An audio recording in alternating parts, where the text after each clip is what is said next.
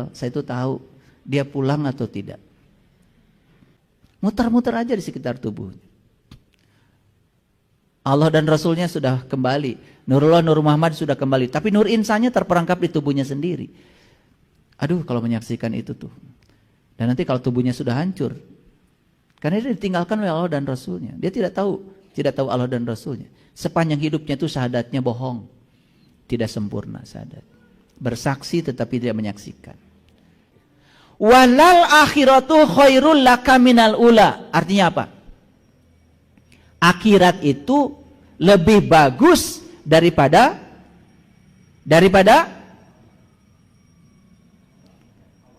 ini ada orang pesantren. Walal akhiratu khairul laka minal ula. Akhir itu lebih bagus daripada awal. Ngerti maksudnya? Kan akhir itu akibat daripada awal. Jadi kalau ingin akhirnya bagus, ciptakan awal yang bagus. Itu yang dimaksud dengan walal akhiratu khairul laka minal ula. Kalau akhirmu ingin bagus, ciptakan olehmu awal yang bagus. Itu maksudnya. Dan selama ini diartikan banyak-banyak ngurusi akhirat. Dunia gak usah diurus. Suami gak usah diurus, pengajian aja. Anak nangis gak usah diurus. Yang penting Iqra 1 sampai Iqra 6 selesai. Kan kita sudah salah kaprah. Saya tidak mengartikan itu salah, tetapi itu bukan satu-satunya. Bukankah kita datang ke dunia menjadi pelayan? Subhanallah. Layani anak kita, layani suami kita, layani pasangan hidup kita, layani mereka. Tempatkan diri kita sebagai tangan Allah sedang melayani mereka, menyampaikan cinta kasih Allah. Itulah akhiratmu. Jadi saya buka dulu rahasia, walal akhiratu khairul laka minal ula. Apa artinya? Akhir itu khair. Kalau awalnya khair. Mau akhirnya khair? Yuk sekarang jangan menciptakan sebab buruk. Ciptakan sebab baik. Akhirnya pasti baik. Itu yang dimaksud dengan walal akhiratu khairul laka minal ula. Kalau leluhur saya, kakek saya mengajarkan pada saya ketika saya tanya, "Kek, ari akhirat teh naon?" Akhirat majang. Akhir tinu pagawean maneh. Sesederhana itu kakek saya mengajarkan saya. Akhirat mah akhir tinu pagawean maneh. Jadi akhir itu kan sebetulnya ya akibat dari sebab yang kita timbulkan. Makanya sing percaya ayana akhirat. Percaya? Percaya? Percaya adanya akhirat. Itu begini caranya. Saya percaya setiap sebab yang saya timbulkan pasti akan ada akibatnya. Makanya saya hati-hati menciptakan sebab. Itu namanya beriman kepada akhirat. Paham sampai sini? Nah, akhirat itu dalam konteks yang lebih tinggi lagi, akhirat itu terminal terakhir. Terminal kita yang awal Allah, terminal terakhir kita Allah. Innalillahi wa inna ilaihi rajiun. Jadi sebetulnya akhirat yang sebenarnya adalah Allah. Jadi kalau kita sudah menciptakan sebab baik, memerankan peran Allah di kehidupan ini sesuai dengan rencana Allah, berarti kita akan menuai akibat baik. Kembalinya kemana? Ke Allah. Itu maksudnya. Hoyong uih ke Allah. Hoyong uih ke Allah. Gampil uih ke Allah. Allah Maha Suci, harus suci kita. Gitu. Allah Maha Welas Maha Asih, sing ulasan sing asihan. Pasti wina ke Allah. Yang pembenci, pendengki, tidak bisa memaafkan, dendam puluhan tahun, mau balik ke Allah. Kamana cingan? Tah nyangkut tah. Dinu tangkal bugenvil biasana nu kitu. Orang yang cucukan di dalam, tahu cucukan? Banyak duri di dalamnya. pasti nyangkut di pohon berduri. Paling mewah juga di pohon kaktus. Paham ya? Ini bukan main-main loh. Bukan main-main. Saya udah bisa lihat kok. Itu jeleknya saya itu. Kalau ada yang meninggal, saya itu tahu dia pulang atau tidak. Makanya saya suka nangis. Sebenarnya bukan nangis apa ya. Cuman ya apa ya, ulas asih atau apa nggak tahu. Cuman merinding aja, kasihan gitu. Muter-muter aja di sekitar tubuhnya. Allah dan Rasulnya sudah kembali. Nurullah, Nur Muhammad sudah kembali. Tapi nur insannya terperangkap di tubuhnya sendiri. Aduh, kalau menyaksikan itu tuh. Dan nanti kalau tubuhnya sudah hancur. Karena dia ditinggalkan oleh Allah dan Rasulnya. Dia tidak tahu Allah dan Rasulnya. Sepanjang hidupnya itu syahadatnya bohong. Tidak sempurna syahadat. Bersaksi tetapi tidak menyaksikan. Awas ya. Asyhadu an la ilaha illallah wa asyhadu anna Muhammadar Rasulullah. Harus tahu dulu Allah dan Muhammad itu yang mana. Kalau belum tahu ya repot. Itu yang tadi itu. Bisa nyangkut di mana-mana. Oke, baik, perhatikan. Karma adalah niat yang sudah menjadi perkataan dan tindakan yang memenuhi hukum sebab akibat. Setiap aksi akan menimbulkan reaksi. Jadi karma itu adalah niat yang sudah menjadi perkataan, yang sudah menjadi tindakan, yang memenuhi hukum sebab akibat. Kalau masih niat, belum jadi perkataan, belum jadi tindakan, belum ada karma. Tapi kalau sudah menjadi perkataan, sudah menjadi tindakan, baik perkataan baik maupun perkataan buruk, tindakan baik maupun tindakan buruk, itu sudah pasti di belakangnya ada yang ngikutin sebab. Akibat akan ikuti. Oke. Ngerti sampai sini dulu? Oke. Nah, itu yang disebut dengan hukum aksi reaksi. Itu yang disebut dengan hukum pembalasan. Nah, kapan harinya? Kapan harinya? Harinya bisa kapan saja. Ini, kalau punya utang, bagusnya mana? Cepat dibayar atau ditunda-tunda pembayaran? Cepat dibayar kan? Oke. Kalau kalian punya sebab buruk, mana yang bagus? Dicepetin gitu, akibat buruknya datang, atau mau ditunda? Udah beda jawabannya. Udah beda. Giliran utang duit, pengennya dicepetin. Giliran utang ini kalau bisa ditunda dulu. Nah, kalau ditunda-tunda terus bahayanya utang lama belum kebayar, utang baru diciptakan terus. Lalu kita terus menerus membangun utang. Itu yang akan membuat kita akan terlahir lagi, terlahir lagi, terlahir lagi. Karena semua kita terlahir dan terlahir cuma 3 alasannya. 1, karena utang kita nggak selesai-selesai. 2, karena ada jalan bengkok yang nggak pernah diluruskan. Yang ketiga, ada pekerjaan yang gak diselesaikan oleh kita. Itu yang akan membuat kita terus-menerus terjebak oleh siklus kehidupan. Makanya tidak bisa inna lillahi wa inna ilaihi raji'un. Kan di Quran dikatakan, kaifa takfuruna billahi wa kuntum amwatan fahyakum, summa yumitukum, summa yuhyikum, summa yumitukum, summa yuhyikum, summa yumitukum. Terus begitu. Wa ilaihi turja'un. Jadi sebelum kita bersih, maka kita diberi kesempatan untuk membersihkan diri. Lahir mati, terus berulang-ulang. Sampai akhirnya bersih, baru kembali. Bukankah itu merupakan sebuah rahman dan rahimnya Allah? Hebat, Allah udah ngasih kesempatan banyak. Betul apa tidak? Daripada kesempatannya sekali. Sekali diberi kesempatan, sudah langsung dihukumi aja. Masuk neraka, seumur-umur katanya. Bahaya itu. Ngerti sampai sini? Ngerti? Oke, ulangi lagi. Utangnya lebih bagus dicepetin bayarnya atau ditunda? Dicepetkan. Jadi kalau kita pernah nyubit orang, kira-kira orang yang dicubit sakit nggak? Nah, di mana kita nyubit? Di mana kita nyubit? Ya di sini di dunia. Ketika masih punya tubuh bukan? Kalau kita nggak punya tubuh nggak bisa nyubit. Nah orang yang dicubit oleh kita punya tubuh nggak? Punya tubuh. Nah kalau kita nyubit orang dan dia punya tubuh, sakit yang ditimbulkan orang oleh kita kepada orang itu akan terjadi pada diri kita sesakit itu. Kalau kita nyubitnya di sini, berarti kita akan dibalasnya di mana?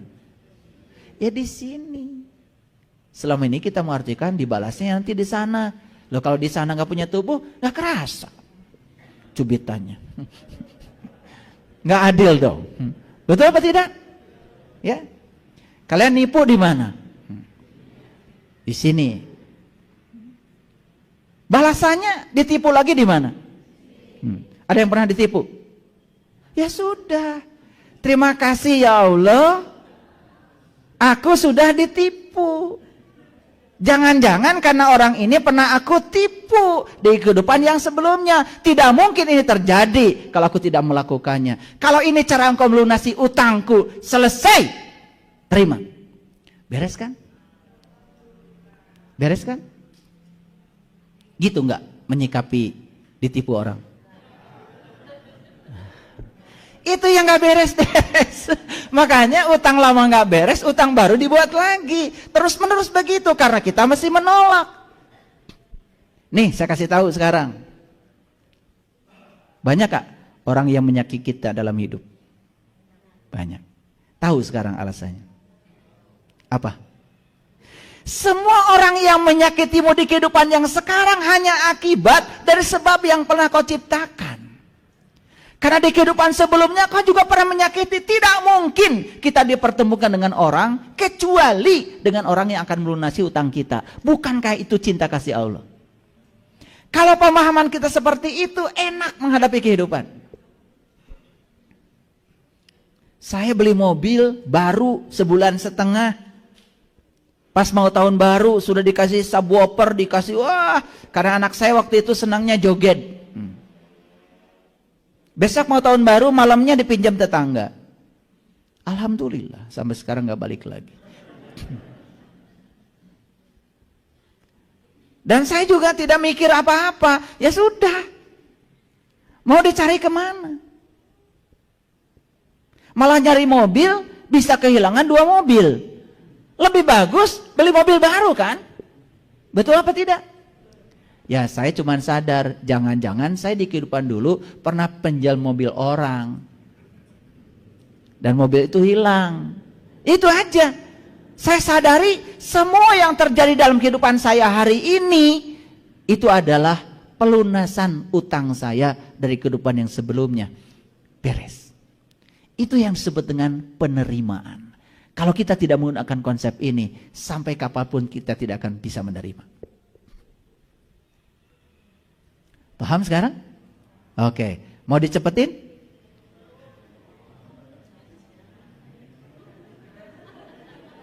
Cuma 1 orang yang jawab. Ini kalau udah ngaji dengan saya kayak gini, ini bakal langsung. Jangan main-main. Kita transaksinya nggak sembarang ini. Ya. Kalau niat kita suci ingin dibersihkan, yuk biarkan semuanya dibersihkan. Tidak ada yang buruk, nggak ada yang buruk. Yang buruk itu penilaian kita terhadap peristiwa.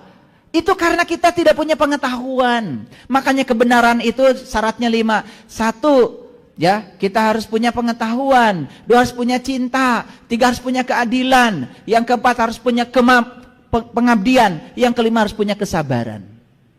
Apa artinya sabar? Sabar itu menerima realitas tanpa sedikit pun penghakiman. Itu sabar. Makanya kalian gak sabar-sabar. Karena apa? Baru ini. Sabar.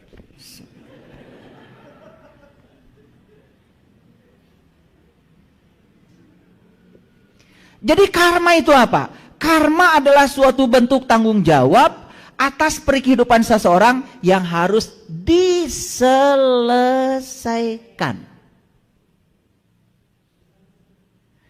Jadi seperti yang saya bilang tadi, semesta ini adalah sekolah kehidupan Di mana di kehidupan ini semua peristiwa akan menjadi kurikulum pembelajaran kita untuk menyelesaikan semua urusan-urusan kita agar kita saat pulang ke sana tidak punya kaitan lagi.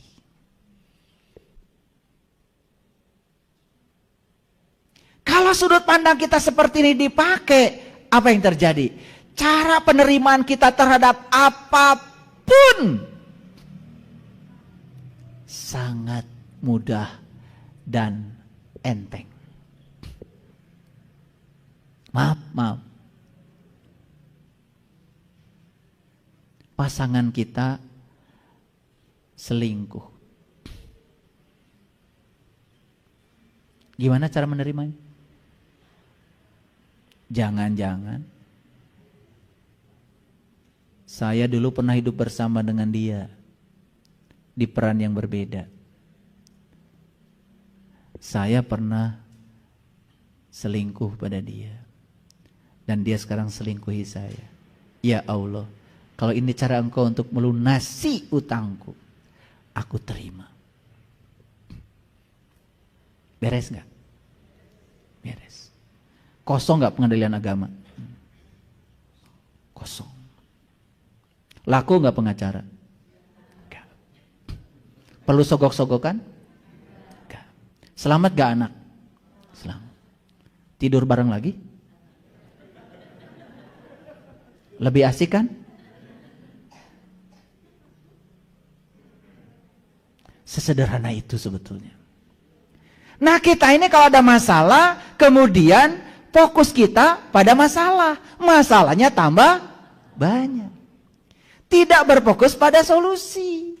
Coba kalau ada masalah, fokus pada solusi. Gak ada masalah. Karena masalah terbesar kita adalah pikiran kita bermasalah. Silakan. Punya masalah apa? Ketemu saya jadi hilang. Gak ada masalah. Ada yang cerita, ayah katanya saya ditipu orang. Terus masalahnya apa? Masalahnya apa? Bisa jelaskan. Tidak mungkin di alam ini ada namanya hukum tarik menarik, aksi reaksi. Tidak mungkin dia datang tiba-tiba menipu kamu kalau tidak ditarik oleh datamu sendiri. Datamu yang telah menarik. Kenapa orang itu yang hadir kepada kamu bukan orang yang lain? Tidak mungkin kalau tidak ada ikatan karma. Nggak mungkin bisa menipu kamu. Nggak mungkin. Oh, jadi dia diutus oleh semesta untuk melunasi utang. Yes. Sekarang masalahnya apa? Gak ada. Nah, yang bermasalah itu pikiranmu. Betul apa tidak? Sesederhana itu sebetulnya. Itu namanya menyelesaikan masalah berbasis solusi. Oke. Supaya ngajinya benar, pakai ayat. Karena kalau nggak pakai ayat nanti disangka saya ngarang. Yuk kita baca ayat ini. Ya. Auzubillahi minasyaitonirrajim. Bismillahirrahmanirrahim. Ini surat Yunus, surat ke-10 ayat yang keempat. Ilaihi marji'ukum jami'a. Kepada Allah lah semuanya akan kembali. Semuanya akan kembali pada Allah. Ilaihi marji'ukum jami'a. Semua akan kembali kepada Allah. Tetapi cara kembalinya, waktu kembalinya itu yang berbeda. Tergantung kapan kita mau balik. Allah sudah jelas mengatakan, aku ya tidak bisa disentuh kecuali orang-orang yang suci. La yamassu ilal mutahharun. Jadi kalau ingin kembali kepada yang maha suci, syaratnya harus suci. Sudah tahu cara menyucikan diri? Sederhana kok. Terima semua kenyataan hidup apa adanya. Dan yakini itu adalah semesta sedang menyucikan diri kita dengan caranya sendiri. Suci langsung.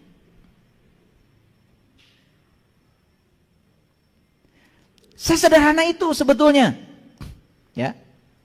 Yuk, kita baca bahasa Indonesianya aja karena takut nggak ngerti bahasa Arab. Hanya kepada Allah lah kamu semuanya akan dikembalikan. Setuju? Setuju? Mau kembali pada Allah? Mau. Karena kita berasal dari Allah, harus kembali kepada Allah. Syaratnya apa tadi? Syaratnya harus sudah seperti Dia. Nih. Air, kalau gabung dengan air, langsung bersenyawa. Tapi air gabung dengan minyak, tidak bisa bersenyawa. Apakah minyak itu ada airnya? Ada. Tetapi air yang terkotori oleh zat lain. Begitu kotorannya dilepaskan, kan sisanya air. Begitu digabungkan dengan air, baru bisa bersenyawa. Kira-kira begitulah ilmiah. Jadi ruhku ditiupkan oleh Dia kepada kita itu asli, murni, membawa sifat-sifat Dia. Tetapi begitu kita menjalankan tugas di kehidupan ini, ruhku itu banyak menyimpang. Yang menyimpang bukan ruhnya, jiwa yang ada dalam ruh. Makanya ruh dengan jiwa berbeda.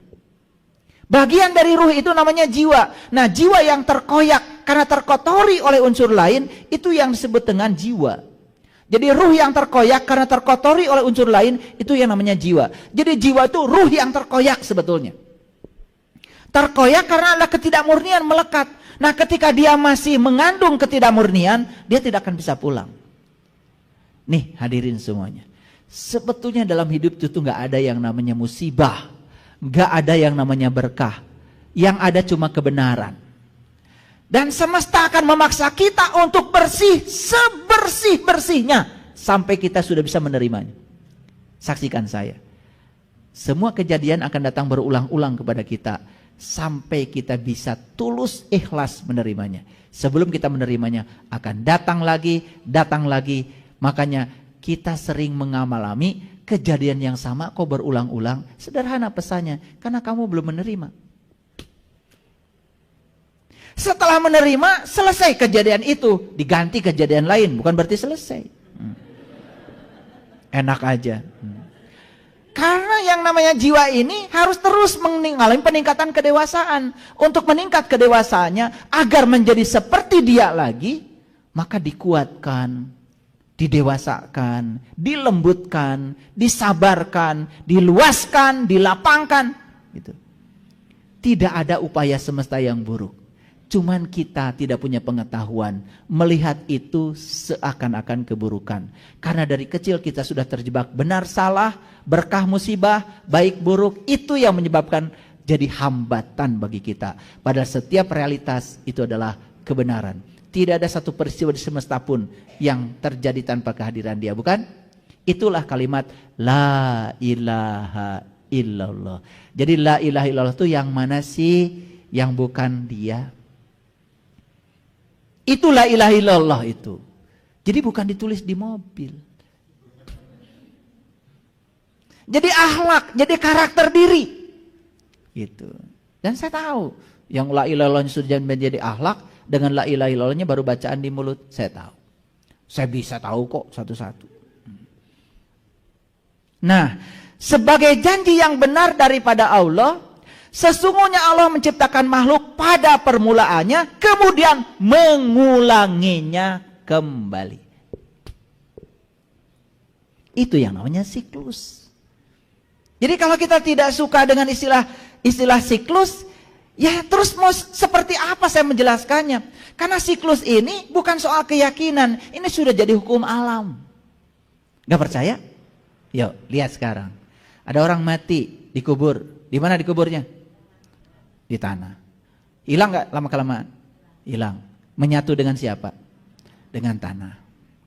Jadi atom-atom yang di tubuh kita diurai lagi. Yang mineral air ke air, yang kalsium ke kalsium, yang magnesium ke magnesium, yang aurum ke aurum, hidrargium ke... Itu ada 140 unsur di semesta ini akan kembali ke unsurnya masing-masing.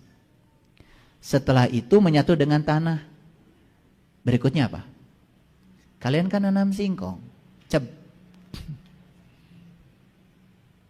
Singkong ngambil makanan dari mana? Dari tanah. Makanan yang diambil apa? Apa? Semua unsur-unsur yang ada di tanah. Termasuk tubuh yang sudah menyatu dengan tanah. Kan sudah jadi tanah lagi. Betul apa tidak? Jadi singkong, jadi kangkung. jadi tomat, jadi toge. Dimakan siapa? Dimakan siapa? Dimakan kalian. Kita saya nggak ikut makan. Setelah dimakan jadi apa? Jadi saripati makanan yang namanya sel sperma, sel telur. Berpelukan, kan jadi lagi. Sesederhana itu kok. Betul nggak? Jadi tubuh ini bersiklus apa tidak? Bersiklus. Nanti tubuh saya ditinggalkan kan oleh diri sejati saya? Dikubur? Ya terserah, mau dikubur, mau dibakar, mau jatuh di laut, mau dimakan ikan, ujung-ujungnya dimakan manusia lagi. Betul apa tidak? Yang jatuh di laut dimakan ikan, ikannya dimakan kalian juga, gak dimakan saya ya. Itu siklus. Jadi yang bersifat materi saja bersiklus. Apalagi yang bersifat ruhani. Karena dia abadi. Untuk menjalankan kehidupan kan perlu tubuh. Kan saya bilang tadi, kalian nyubit di mana? Di sini. Kalian dicubit di mana? Enak kalian dicubit udah nggak punya tubuh. Ya kerasa dong. Itu bukan hari pembalasan itu. Hari pembalasan itu harus sama dan setimpal. Fa may ya'mal misqala dzarratin wa may ya'mal misqala dzarratin. Pinter kalian. Udah ngelotok ayatnya. Cuman kesadarannya nggak ada, itu aja. Kalau sudah sadar ayat itu, atuh berhenti. Bikin sebab buruk. Berkata yang buruk. Menciptakan perilaku yang buruk. Mani resep, eta amak teh. Sudah jadi hobi, dikit-dikit nyolot, dikit-dikit marah. Anak disebut salah oleh kita marah. Ya Allah. Anak itu sedang belajar, tamu agung yang datang ke semesta untuk dihormati oleh kita. Siapa tahu yang sebut anak kita hari ini adalah leluhur kita, yang sedang mengambil kebaikan dari kita. Makanya kan doanya juga Allahumma gfirli wali walidayya warhamhuma kama rabbaini shaghira. Ya Allah, ampunilah aku dan dosa kedua orang tua. Sayangi beliau sebagaimana beliau menyayangi aku waktu aku kecil. Waktu kecil kita disayangi mereka, mereka kecil disayangi kita. Hati-hati yang disebut anak cucu kita tuh siapa? Kan buah mah tidak akan jatuh jauh dari pohonnya. Makanya akan bersiklus di situ-situ terus sampai selesai utangnya. Makanya ayat ini mengatakan, coba lihat ya. Sesungguhnya Allah menciptakan makhluk pada permulaannya, kemudian mengulanginya kembali. Ini ayatnya jelas. Agar dia memberi pembalasan kepada orang-orang yang beriman dan mengerjakan amal soleh dengan adil. Jadi untuk memberikan pembalasan diciptakan kembali, diulang kembali siklusnya. Kalau hari ini, mohon maaf, ada yang hari ini berlimpah aja, kerja sedikit saja duitnya banyak. Itu karena karma baikmu. Jangan-jangan dulu kamu senangnya berbagi. Makanya kalau guru saya mengajarkan, kalau kamu ingin masa depanmu gemilang, penuh dengan kebahagiaan, satu, perbanyak kebaikan hari ini. Karena kalau hari ini kamu berbuat baik, maka karma baik tidak akan pernah hilang kemanapun. Karena semua pemberianmu tidak ada buat orang lain, kecuali buat kamu sendiri. Makanya saya kalau ada orang mau diberi oleh saya ucapkan terima kasih. Terima kasih mau menerima pemberian saya. Saya tidak paksa orang lain harus berterima kasih pada saya. Karena apa? Kalau tidak ada orang yang mau diberi, saya juga tidak punya kebaikan. Makanya coba belajar mengajarkan berterima kasih pada diri kita. Jangan paksa orang lain yang kita beri berterima kasih pada kita. Kita berterima kasih pada mereka. Terima kasih ya sudah datang mengambil pemberian saya. Kalau tidak ada kalian, saya tidak bisa berbuat kebaikan. Sebanyak apapun harta saya tidak bisa berbuat kebaikan. Dan saya tidak bisa menitipkan kebaikan saya pada kalian. Jadi sebetulnya ketika kita memberikan kebaikan gitu, kita sedang menitipkan kebaikan kita di surga. Dan itu akan kembali dalam bentuk kebaikan. Maaf ya, ada orang yang hari ini susah sekali. Ya, cari uang susah. Orang yang ngasih nggak ada. Maaf ya, mungkin kamu pernah jadi orang kaya di kehidupan yang dulu. Tapi pelitnya, auzubillah. Kalau dipahami seperti itu, semua itu menjadi gampang. Oh, ya sudah. Sekarang saya akan bangkit. Saya akan melakukan kebaikan walaupun saya tidak punya.